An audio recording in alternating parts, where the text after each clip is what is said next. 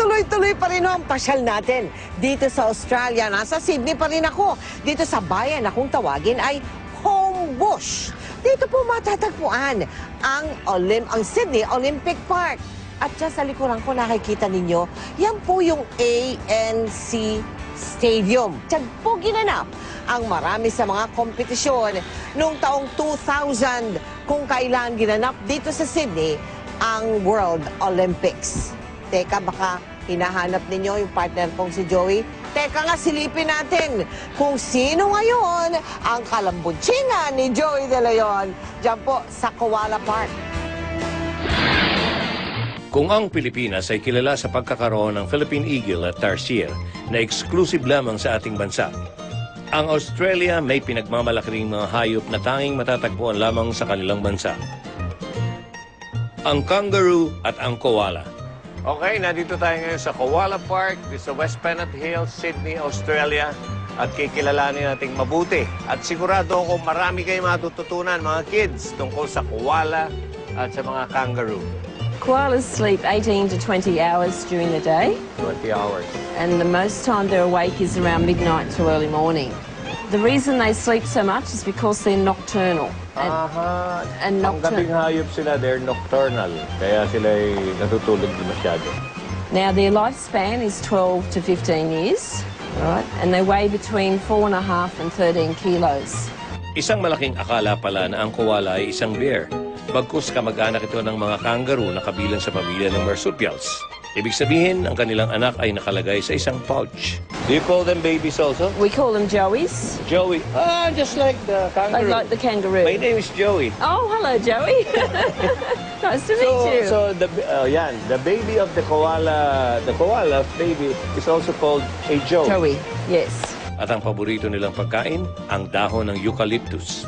This is eucalyptus. Yes, this is eucalyptus. Is it true or is it myth that it makes them high? No, it doesn't make them high. Doesn't drug or dope them.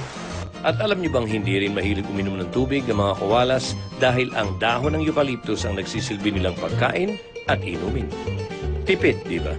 Ang meaning ng koala ay lumang salita, aboriginal word, meaning does not drink water. Nakakatuwa ang aking interaction with the koalas. Yun nga lang, hindi ko sila maaaring hawak-hawakan ng matagal dahil ito ay pinagbabawal na ng batas. Can I carry one? No. No. You can pat one. You can only pat them. It's against the law. See, it's against the law now. In New South Wales to hold koalas. Para hawakan nyo. Ganun lang, pat. You can pat one. So the kangaroos that are in here are eastern grey kangaroos. The largest kangaroos are the grey ones? No, the largest are the red kangaroos. The red kangaroos, yung pula, the red kangaroos are the largest. So it's still quite young. Yeah, the nipples are inside the pouch. Yes, the nipples are inside the pouch. Yung mga nipples niya nasa loob ng pouch. Kaya doon na sila dumidede. What's that again? Lucerne? Types of different grass, like grasses. Ito pagkain nila. Yeah.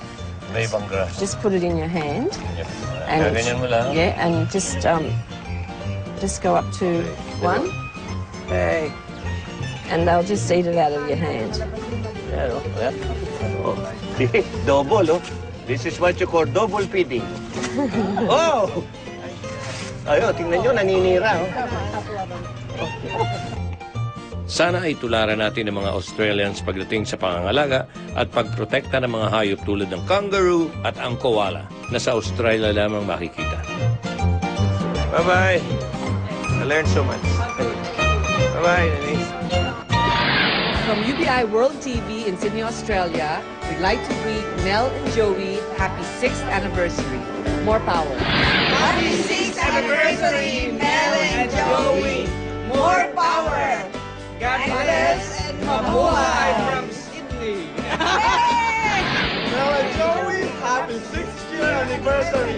Mabuhay! Mel and Joey, happy 6th anniversary! Mabuhay! Happy 6th years anniversary to Mel and Joey. Congratulations. And also I'd like to say hello to my family in the Philippines. Mel and Joey, happy anniversary. Welcome to Australia. On behalf of the Filipino-Australian in New South Wales. Happy 6th anniversary of your show, and we look forward for more anniversaries to come. Hi, Mel and Joey. Happy 6th anniversary. We'd like to greet our families in the Philippines from Daum, Mabalacat, Pampanga. Big Six Trivia number 4. Sa laki ng land area ng Australia, 6% lamang ng lupa nito ang maaaring tamnan dahil ang kanyang lupa ay disyerto. Hindi nabubuhay ang mga halaman dito.